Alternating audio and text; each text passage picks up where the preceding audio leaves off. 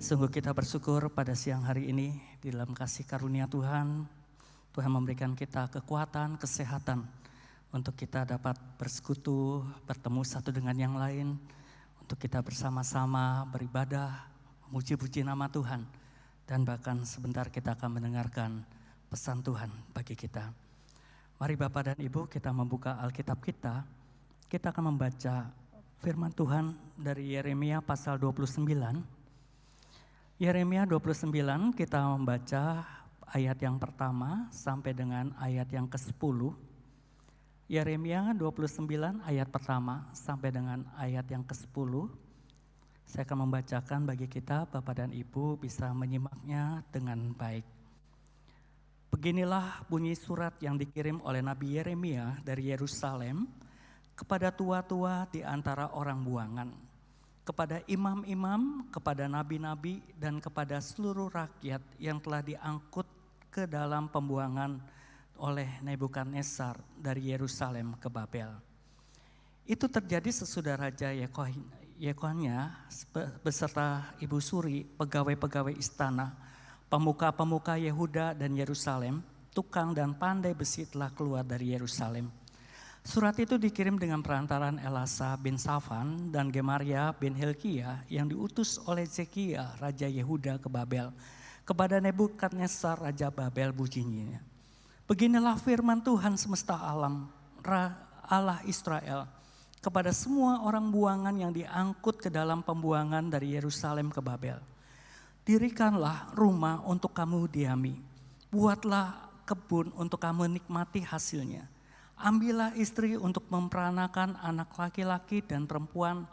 Ambilkanlah istri bagi anakmu laki-laki dan carikanlah suami bagi anakmu perempuan, supaya mereka melahirkan anak laki-laki dan anak perempuan, agar di sana kamu bertambah banyak dan jangan berkurang.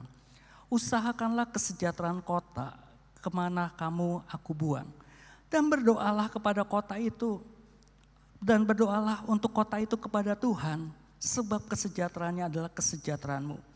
Sungguh beginilah firman Tuhan semesta alam, Allah Israel.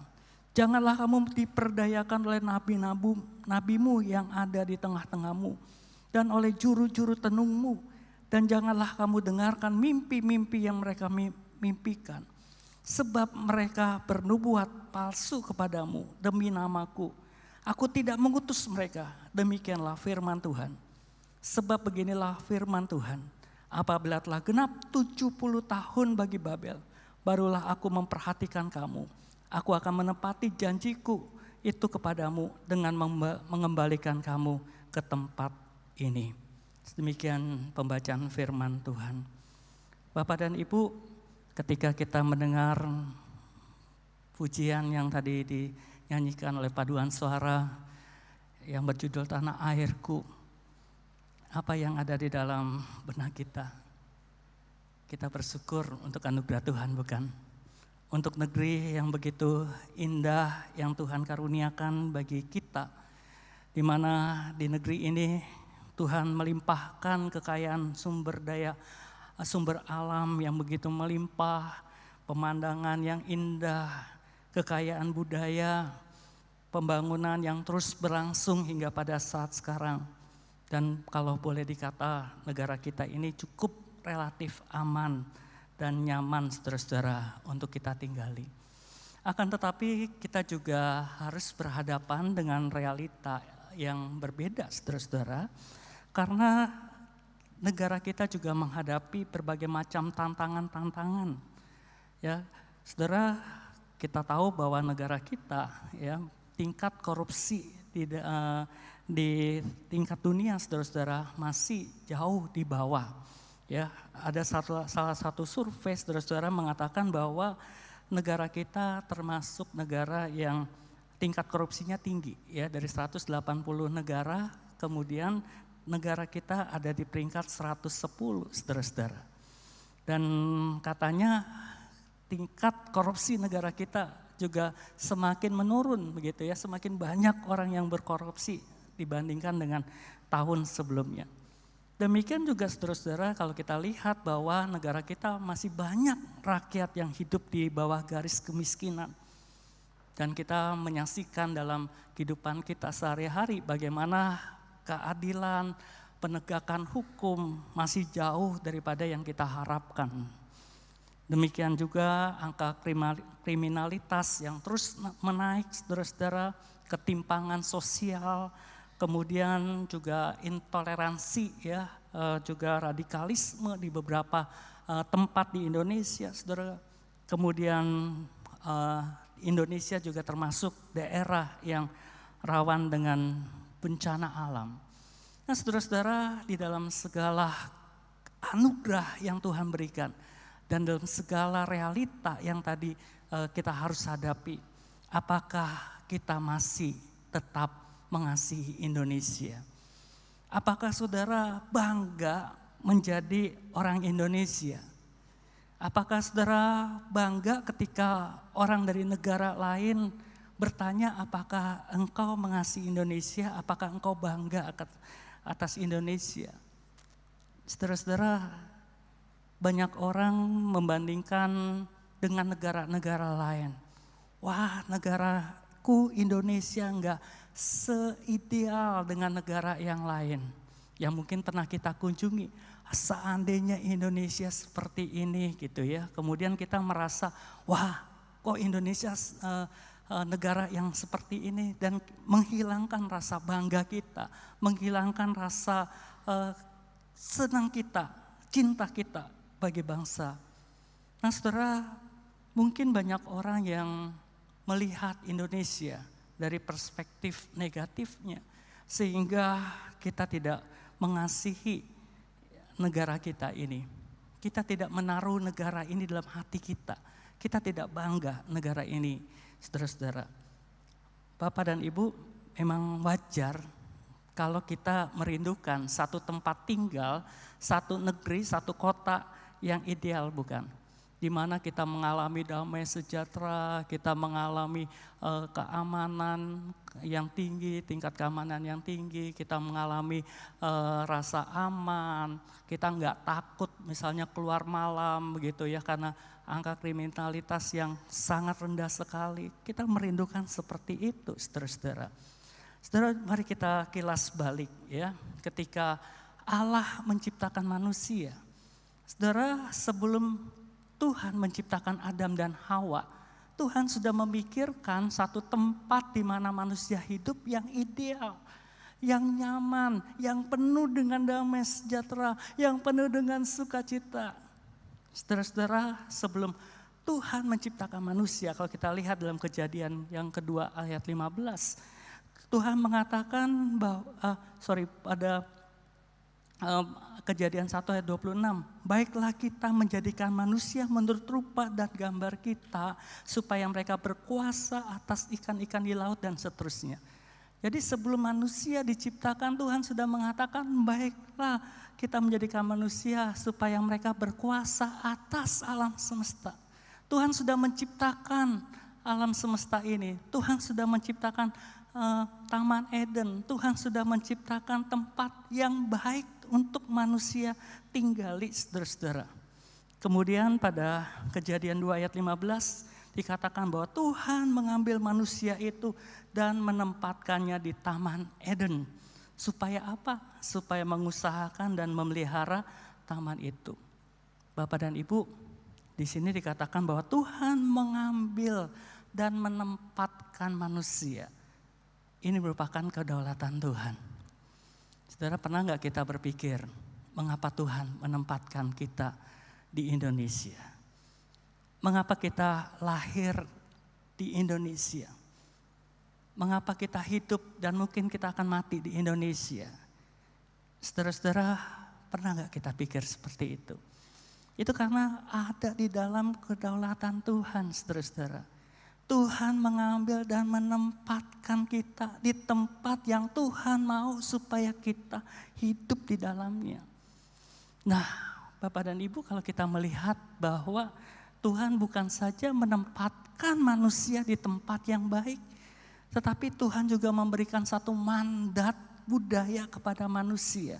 Atau yang saya katakan ini sebagai satu pertanggungjawaban iman kita terhadap apa yang sudah Tuhan percayakan, apa yang sudah Tuhan karuniakan bagi kita untuk tempat di mana kita tinggal, saudara-saudara. Di sini saudara bahwa dikatakan bahwa penuhilah bumi dan taklukkanlah dan berkuasalah atas ikan-ikan di laut dan seterusnya.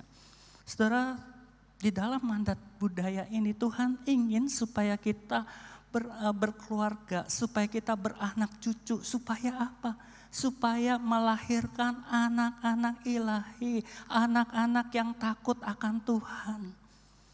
Saudara, Tuhan bukan saja menyuruh kita untuk terus beranak cucu, berkembang biak. Kalau anak-anak cucu kita tidak dapat memenuhi apa yang Tuhan mau. Oleh karena itu saudara-saudara, Tuhan membutuhkan orang-orang yang takut akan Dia. Untuk melahirkan anak-anak Tuhan yang juga takut akan Dia. Untuk apa saudara-saudara? Untuk menaklukkan dan menguasai. Nah saudara-saudara, kalau kita lihat di sini kata menaklukkan dan menguasai. Seakan-akan konotasinya negatif, bukan? Menaklukkan, menguasai. Tapi kalau kita melihat di dalam relasinya dalam Kejadian 2 ayat 15 yang di situ dikatakan untuk mengusahakan dan memelihara. Saudara-saudara, jadi konteks menaklukkan dan menguasai adalah untuk mengusahakan, memelihara supaya apa? Menjadi baik dan lebih baik lagi, saudara-saudara. Saudara, bumi yang mana? Kalau kita lihat dalam konteks waktu itu, ketika Tuhan berbicara kepada Adam dan Hawa, tentu mereka masih belum bisa mengerti mengenai bumi itu yang alam semesta ini. Saudara-saudara, di dalam bahasa aslinya, kata bumi itu digunakan kata eretz, yang diterjemahkan dalam bahasa dalam bahasa Indonesia oleh LAI, saudara-saudara, sebagai negeri. Itu ada 1019 kali. Kemudian tanah 686 kali dan juga bumi 597 kali, daerah 13 kali. Nah, saudara-saudara, kebanyakan di sini bumi ini berbicara mengenai tempat tinggal, wilayah kita tinggal, wilayah di mana Adam dan Hawa tinggal, di mana mereka bisa berdiam, mereka bisa beranak cucu, saudara-saudara. Di sini bumi berarti lebih ke arah tempat, wilayah manusia itu tinggal. Nah saudara-saudara, di dalam tempat wilayah, entah itu kota, entah itu negeri, entah itu alam semesta ini, saudara memberikan tugas, mandat, dan itu merupakan tanggung jawab iman yang harus kita lakukan. Nah saudara, kemudian manusia akhirnya jatuh ke dalam dosa. Saudara-saudara, setelah manusia jatuh ke dalam dosa, manusia diusir, Adam dan Hawa diusir dari Taman Eden. Saudara, apakah tanggung jawab manusia terhadap eretz ini, terhadap negeri, terhadap kota, terhadap bumi, saudara-saudara masih tetap berlaku apa tidak? Saudara, kalau kita melihat di dalam nas Alkitab yang tadi kita baca, itu merupakan satu peristiwa di mana bangsa Israel sedang berada di dalam masa pembuangan. Saudara, surat ini itu surat Yeremia ini, saudara, ditulis oleh Yeremia pada saat Yeremia berada di Yerusalem. Ya, Yeremia ada di Yerusalem dan menulis surat-surat ini kepada orang-orang yang terlebih dahulu, orang-orang Yehuda yang terlebih dahulu mereka sudah berangkat ke Babel, saudara-saudara. Saudara, di Babel ini, saudara, Tuhan memberikan mereka kesempatan untuk mereka dapat introspeksi diri, untuk mereka dapat belajar, untuk mereka dapat merenungkan betapa baiknya kasih sayang Tuhan.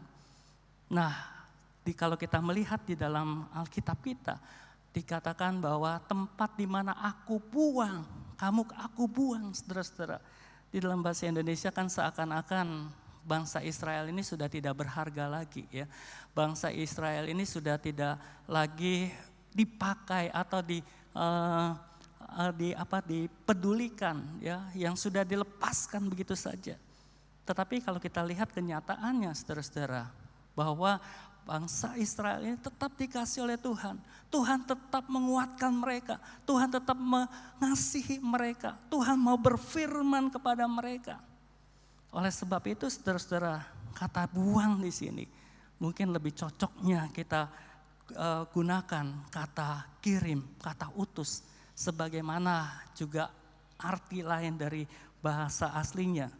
Di dalam bahasa Ibrani, saudara-saudara, kata buang digunakan kata galah, yang berarti angkut, kirim, utus. Dan di dalam Alkitab, terjemahan AYT, Alkitab yang terbuka, saudara-saudara, di situ dikatakan, usahakanlah kesejahteraan kota, tempat aku mengirimmu ke pembuangan.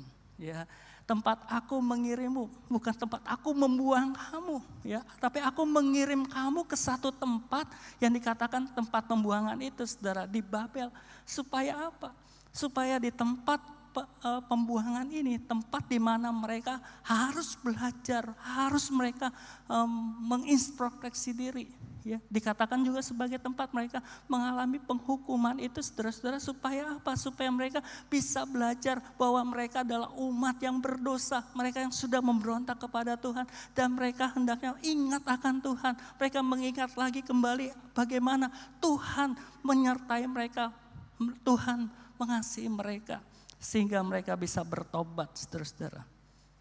Nah, kembali kepada kehidupan umat Allah di Babel. Tentunya bukanlah tempat yang nyaman, saudara-saudara. Bukanlah tempat yang ideal, bukan tempat yang damai bagi umat Allah. Karena apa? Mereka hidup sebagai orang-orang jajahan. Mereka hidup sebagai kelompok atau sebagai umat yang identitas mereka menjadi kabur, saudara-saudara. Orang-orang mengatakan, di mana Allahmu? Di mana Yahweh? Di mana Allah yang melindungi engkau, yang mengasihi engkau? Kemudian mereka juga hidup di dalam umat di mana bait suci Allah, tempat mereka beribadah, dihancurkan oleh Nebukadnezar. Mereka kehilangan kemerdekaan, saudara-saudara. Saudara yang dikasih oleh Tuhan, mereka hidup sebagai orang jajahan, sebagai kelompok minoritas yang tidak dipandang, sebagai satu kelompok yang hidup sebagai orang-orang yang tidak merdeka, bukan saja secara lahiriah, tetapi juga di dalam sebagai spiritualitas.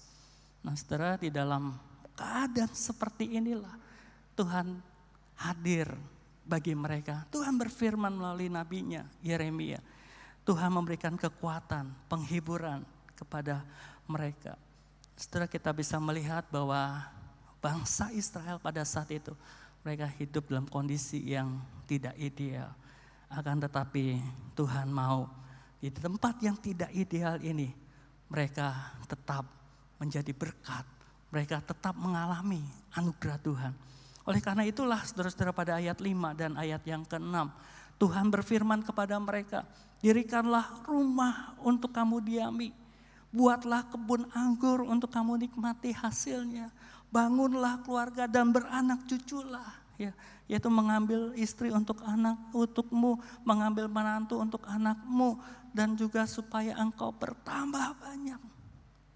Tuhan ingin agar mereka walaupun hidup dalam kondisi yang tidak ideal, yang tidak mereka harapkan, tetapi mereka tetap dapat beranak cucu, untuk mereka membangun keluarga yang menjadi berkat, yang melahirkan anak-anak Tuhan.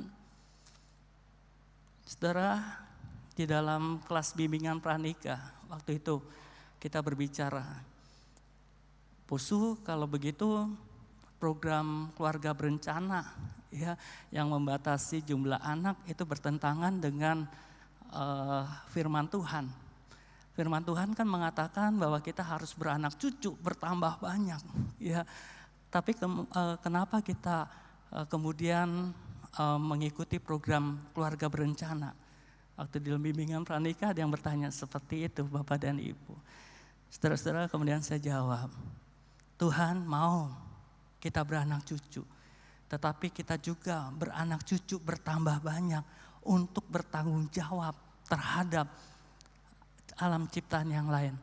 Bagaimana kita beranak cucu kalau yang banyak, kalau anak-anak kita, keturunan kita bukan anak-anak yang bertanggung jawab untuk memuliakan nama Tuhan, yang meninggikan nama Tuhan. Pendidikan pada saat ini begitu mahal, begitu ya. Biaya hidup begitu mahal.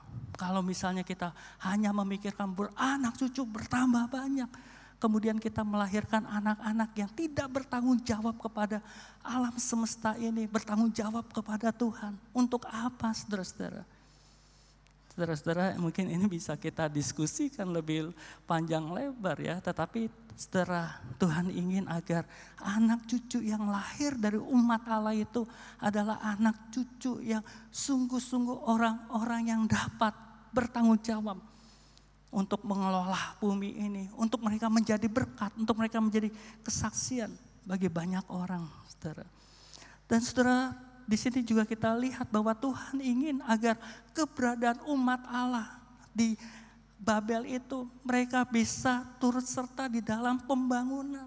Rumah-rumah yang mereka dirikan itu adalah rumah-rumah yang seharusnya menunjang pembangunan yang ada di Babel saat itu. Dan juga saudara-saudara, Tuhan berkatakan buatlah kebun anggur.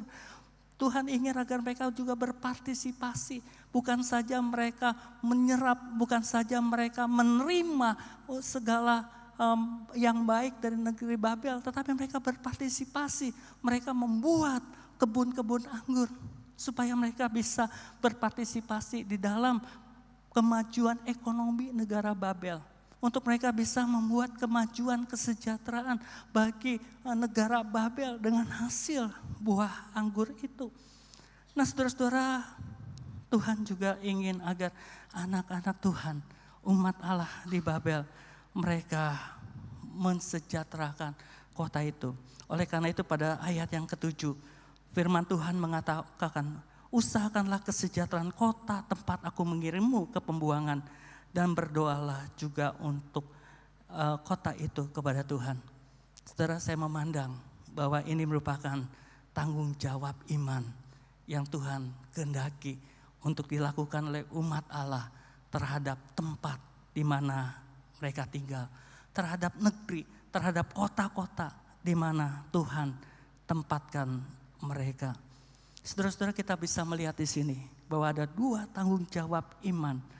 Yang pertama adalah tanggung jawab iman untuk mereka secara aktif mengupayakan kesejahteraan kota atau kesejahteraan negeri di mana mereka tinggal.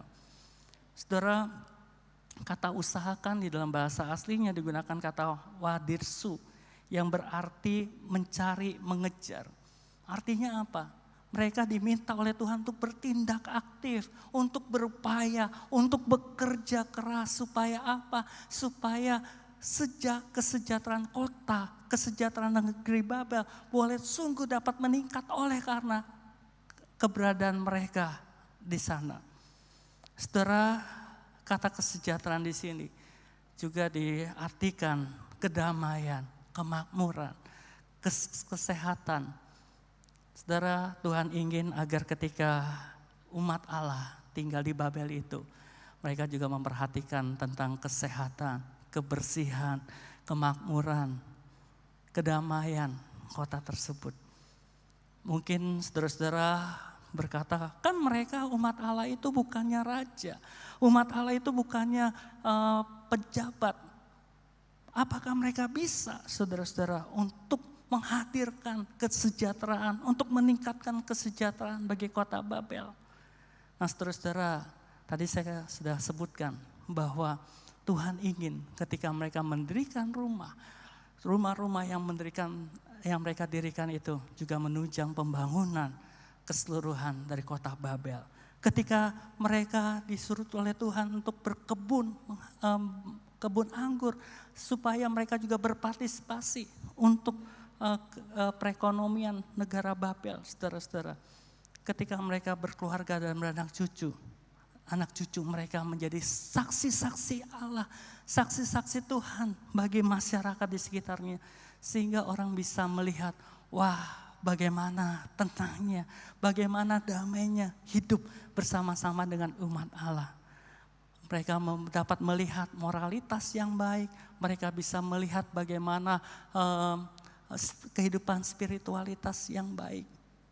Saudara yang dikasih Tuhan, hal yang kedua, tanggung jawab iman yang kita bisa lihat dari ayat 7 tadi adalah supaya mereka berdoa untuk kota dan negeri.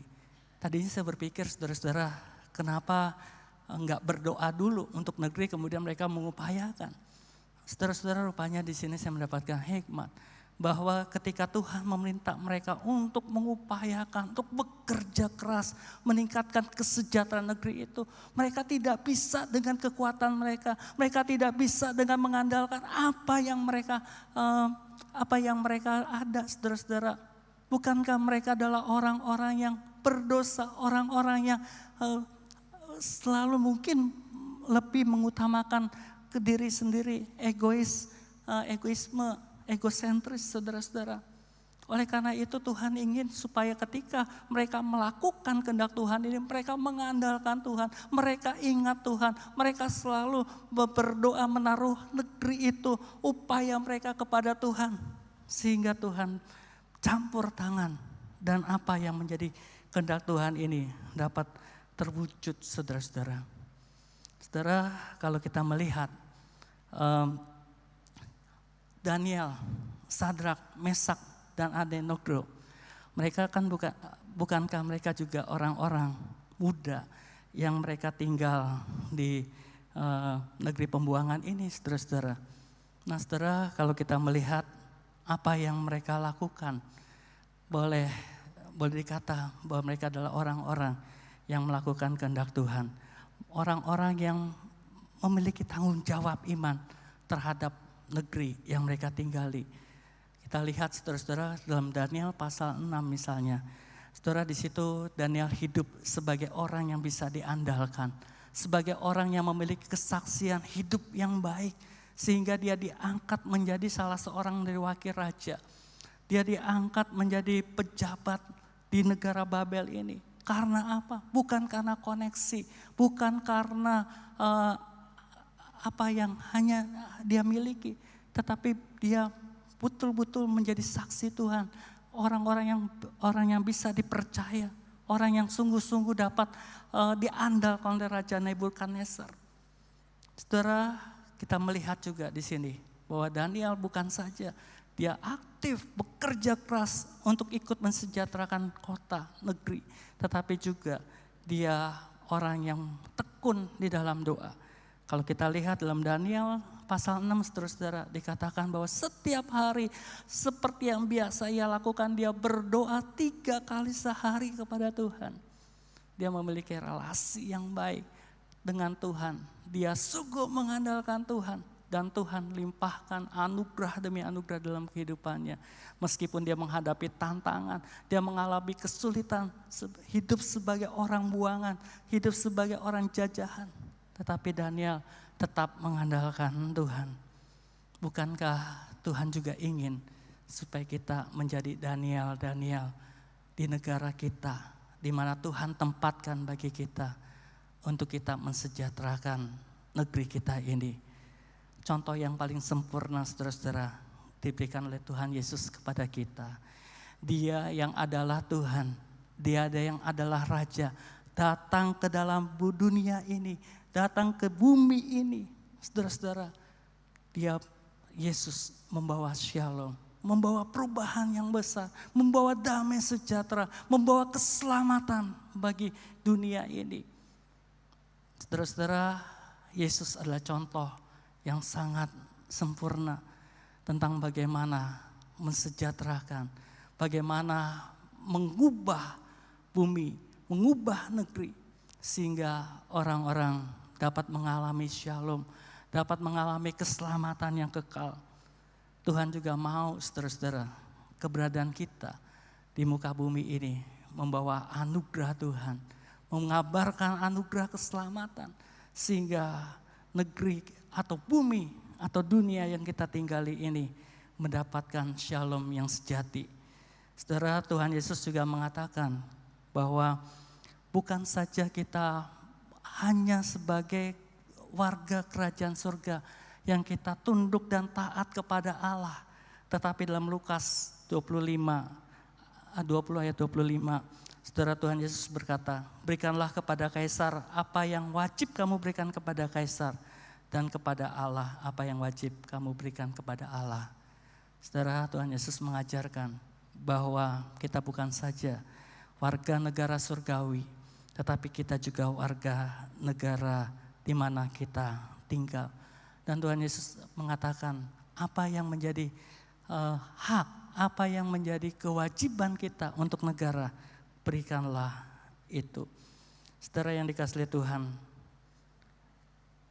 pada beberapa hari lagi kita akan memperingati hari ulang tahun kemerdekaan kita. Saudara, apakah kita masih bangga terhadap Indonesia? Saudara, kita tidak bisa memilih di mana kita tinggal, di mana kita lahir, di mana kita hidup, saudara-saudara. Tetapi Tuhan setelah menempatkan kita di negeri ini, di Indonesia ini, saudara, marilah selain kita bersyukur kepada Tuhan, selain kita menikmati anugerah kasih karunia Tuhan di Indonesia ini, marilah kita juga menunjukkan tanggung jawab iman kita bagi negara kita. Bagaimana saudara-saudara? Mungkin kita bukan pejabat, kita bukan orang-orang pembesar-pembesar yang duduk di pemerintahan. Tetapi dalam kehidupan sehari-hari, saudara, kita dapat mengaplikasikan firman Tuhan ini. Misalnya kita patuh kepada peraturan-peraturan yang dibuat oleh pemerintah, yang tidak berlawanan dengan kehendak Tuhan, kita lakukan, saudara-saudara. Kita bisa membayar pajak yang menjadi kewajiban kita. Kita bisa menjaga kebersihan di lingkungan sekitar kita. Kita bisa tertib di dalam kita berkendaraan, di dalam kita berlalu lintas. Kita juga bisa mensejahterakan melalui pekerjaan, usaha yang kita lakukan, saudara. Mungkin di kantor kita ada pegawai-pegawai, mari kita perhatikan kesejahteraan mereka.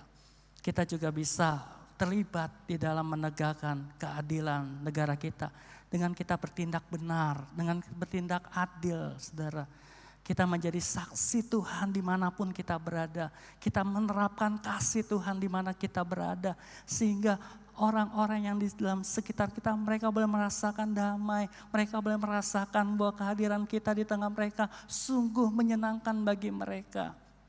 Sehingga saudara-saudara, mereka mendapatkan damai, sejahtera, kesejahteraan kota, kesejahteraan tempat lingkungan di sekitar kita boleh sungguh dapat meningkat dari waktu ke waktu. Dan saudara-saudara, marilah kita terus berdoa bagi bangsa kita. Baik dalam doa-doa pribadi kita doa bersama, dalam doa-doa bersama, taruhkanlah negara kita dalam hati kita, dalam pikiran kita doakan. Mungkin saudara-saudara berpikir bahwa negara kita, negara yang tidak ideal. Mungkin kita begitu tidak suka terhadap realita seperti yang tadi saya sampaikan di atas. Ketidakadilan dan sebagainya, saudara-saudara. Mari kita bawa kepada Tuhan. Tuhan, negara kita ini, negaraku ini, begitu banyak hal-hal yang perlu kita perbaiki. Tuhan Yesus tolong, Tuhan tolong. Sehingga saudara-saudara, Tuhan akan turut campur dalam kehidupan kita. Turut campur tangan bagi bangsa kita. Sehingga tanggung jawab iman yang Tuhan kehendaki untuk kita lakukan boleh sungguh-sungguh dapat kita nyatakan dalam kehidupan kita sehari-hari. Kiranya Tuhan menolong kita untuk dapat melakukan firman-Nya ini. Amin. Mari kita berdoa. Terima kasih Tuhan untuk firman yang sudah kami dengar ini. Tolonglah kami agar kami dapat menjadi warga negara yang baik. Warga negara yang turut mensejahterakan kota Jakarta, negeri Indonesia ini, sehingga nama Tuhan dipermuliakan. Terima kasih Tuhan. Tolonglah kami untuk melakukan persis sama seperti yang Tuhan mau. Di dalam nama Tuhan Yesus kami berdoa. Amin.